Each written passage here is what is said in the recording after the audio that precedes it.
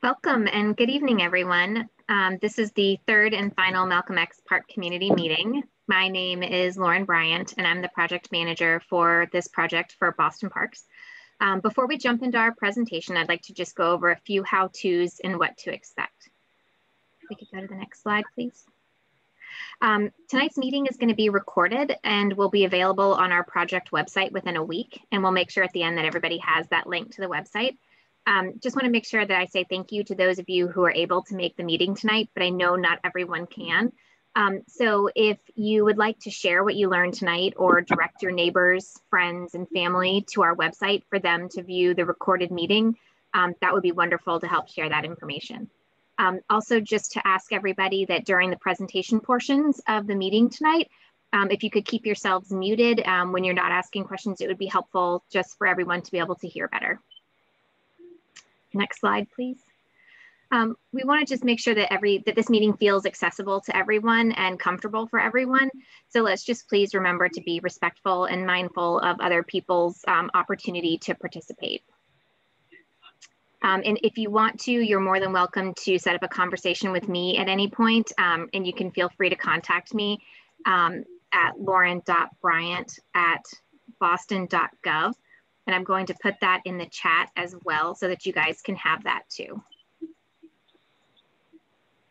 Next slide, please. So I know a lot of us are very familiar with Zoom, but some it's new to. So I just want to make sure that everyone knows that there are several ways you guys can engage with us tonight. We know that there's a lot of information to share and a lot that we want to get your feedback on. And due to this, we're going to try something a little different than we've done at our last Zoom meetings. So we're going to break down the presentation into topics. And after each short presentation, we're going to stop to take 5 minutes to discuss each topic and get your thoughts. We're hoping that'll allow people to engage in the conversation earlier instead of listening to the entire presentation. And maybe it'll help your thoughts that are on the tip of your tongue at that moment be able to talk about them sooner rather than later.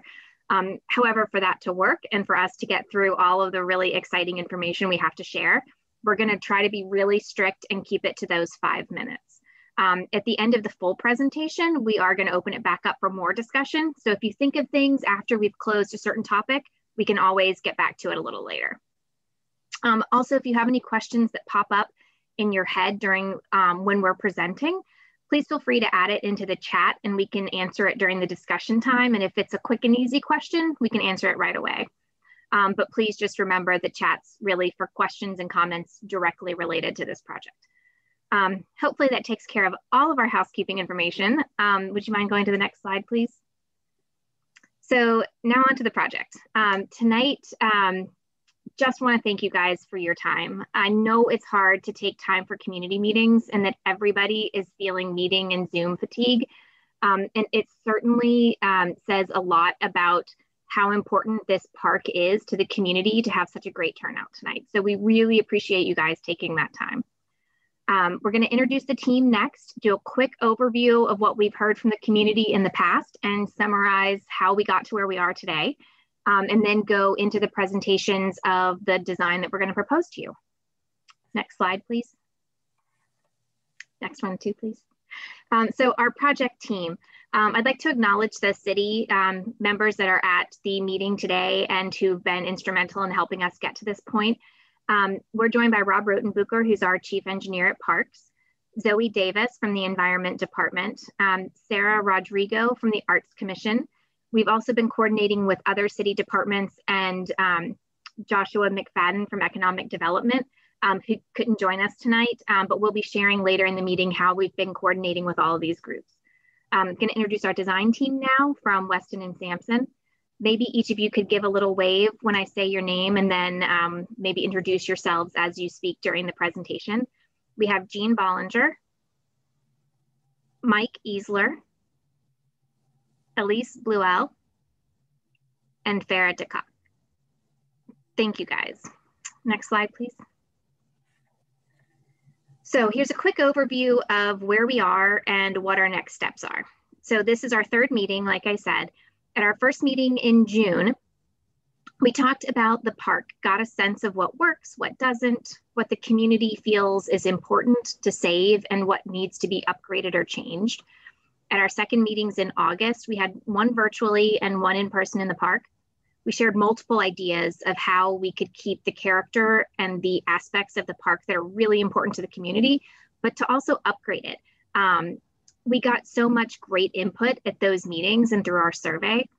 So tonight at this third meeting, we're going to share a design concept with you all that we hope takes everything we've heard from our time with you and creates upgrades that respect the history and the culture of the park, while also providing the amenities and the upgrades that you all have expressed an interest in.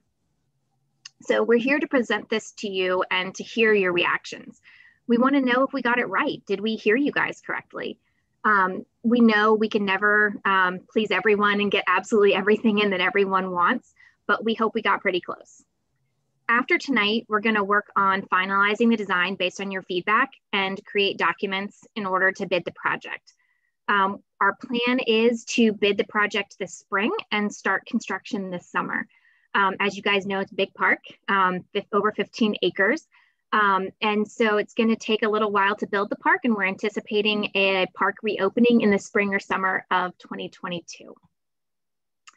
The other thing I just want to note on this slide is that between the last meeting and this meeting, we have finalized additional scope that we hinted at our last meeting, but that's been finalized now, and we'll talk a little bit more about that later. But our construction budget has increased from 4.5 million to 7.7 million. Could you move to the next slide, please?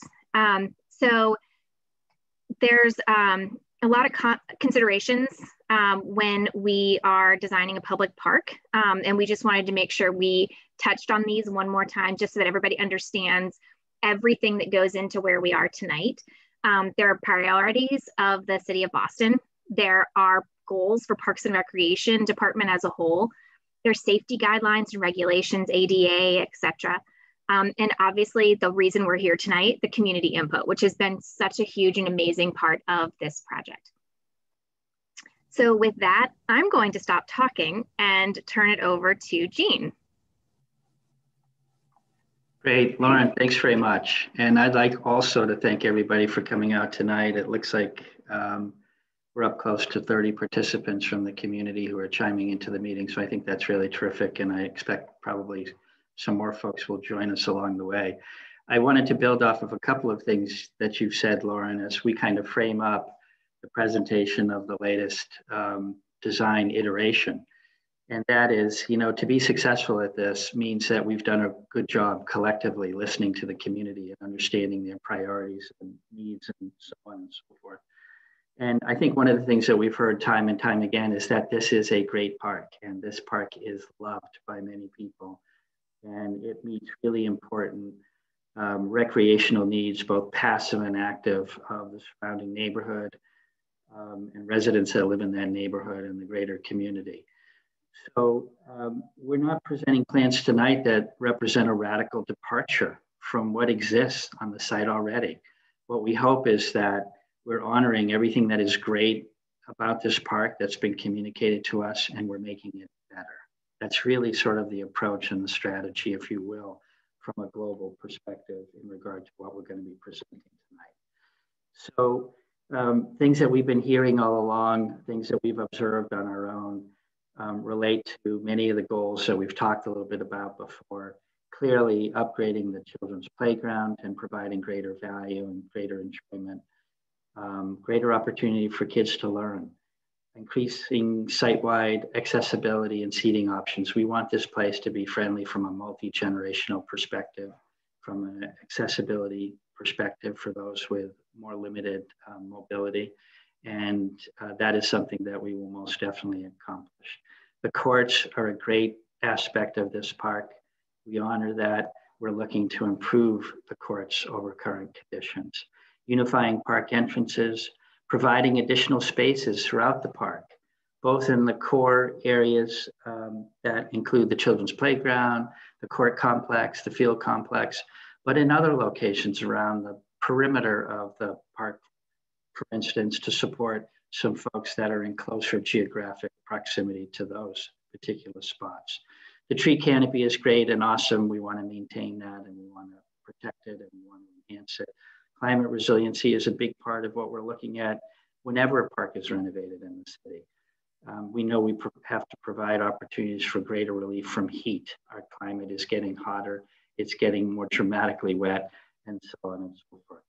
Safety concerns, something that we're taking into account. We can go so far in regard to the design, and then we need activist neighbors who also protect their park and look out for the safety and security within the park. Another item that's really embedded in all of the designs that we'll share with you is even increasing to a greater extent people's connection to this great park. So people already feel connected. We want people to be feeling even more connected, even more protective of the finished product. Next slide. So a summary of progress to date. We have been busy and we've had lots of folks from the community helping us get to where we are at this moment in time. This is our third public meeting in this format. Everybody's aware that we had an on-site workshop where we're out there for a few hours and lots of people stopped by and exchanged great information that we've built upon. We've had online surveys, 3 in fact, one coming off of the last public meeting, one that was specific to the school community that's adjacent. And we've established lots of themes that have been coming out of these interactions. In regard to the athletic field, as Lauren just explained, that's a new component that wasn't initially envisioned as part of the capital project. It's in now. People want better turf. People want more opportunity to get out, get some relief from the hot sun during the summer months. People are looking for and have expressed a need for greater and improved access. So we want the neighborhoods surrounding to have seamless, intuitive connections into this field footprint, if you will. Lighting, also a key item that's been identified. Mike will really be talking about what we've heard in regard to play equipment preferences. And a lot of folks expressed a desire to head towards traditional style of play equipment or a nature-inspired style of equipment. We may have some offerings that really connect in both of those ways. Types of play, climbing, swimming, socializing. Socializing is a really important thing in regard to a playground. A playground is a destination, and all members of the family unit come out and enjoy what a playground has to offer. We want to make sure that there's opportunities for people to feel comfortable, to connect with each other, and so on and so forth. Mike will go into a little bit more detail about this. Next slide, please. I mentioned that we had in September the on-site workshop. Here's a couple of photographs. We identified some basic concepts. People were extremely generous in sharing their thoughts about what they were seeing and what they would like to see at this park. And it was a great opportunity to actually walk to different destinations in the park and talk really specifically about how to improve certain areas. We hope that when you see the designs in just a moment, we've been successful in responding to a lot of the comments that we heard at that interaction and through the other interactions that I mentioned. I also mentioned that we reached out to the student population and the student community. Again, people were asked to respond to a style of equipment that we were representing in imagery. And most people gravitated towards traditional, and from the school community, contemporary and nature-inspired sort of flip-flopped with the other pole that we just represented to you a few moments ago. But look at socializing. More than swinging, sliding, spinning, mazes, sensory play, and so forth. Socializing was something that really resonates with people. So shade, seating, space to accommodate gatherings, informal, formal, another key, being a very key item to this audience as well. Next slide, please. So now I'm going to hand it off to Mike, and he's going to talk a little bit about how we have been really working closely with so many different stakeholders in the community as part of the design process. Mike? Thank you, Gene. Again, I'm Michael Easler. I'm the project landscape architect with Weston and Sampson.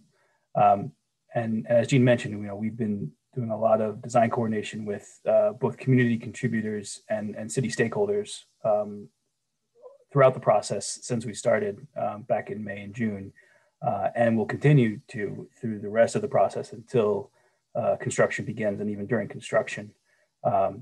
There's been a couple of key elements that have been called out since the first community meeting that we've reached out to specific people to follow up on. That includes the basketball courts and athletic fields. And we've had conversations with Coach Dennis Wilson, and we hope to continue to as the design develops in that area. Around the playground area, we've been working with Omo Moses, and we'll continue to work with him to develop a design trail, or I'm sorry, a math trail or an education trail concept to work along with the core play elements of the playground. And there'll be more to come on that further on in the presentation. We've also been meeting with a group of local historians, including Rondell Collins, Derek Evans, and others. And we're working to develop an understanding of the history and culture that we want to present in some of the informational panels that will be a component of the project. This is a process that's only really just begun, and in the next few months, as we go from this final current design and take any input that we get from you guys and move it, towards construction documents, we'll really delve into the details and what we want to present with their help.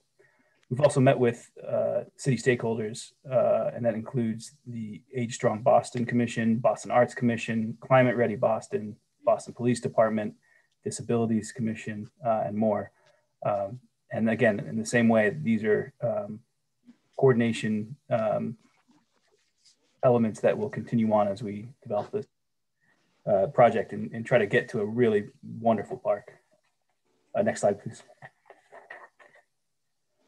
The other thing that we wanted to touch on was, we've heard a lot of concerns in the first two meetings and in the site visit, as well as in the comments from the surveys.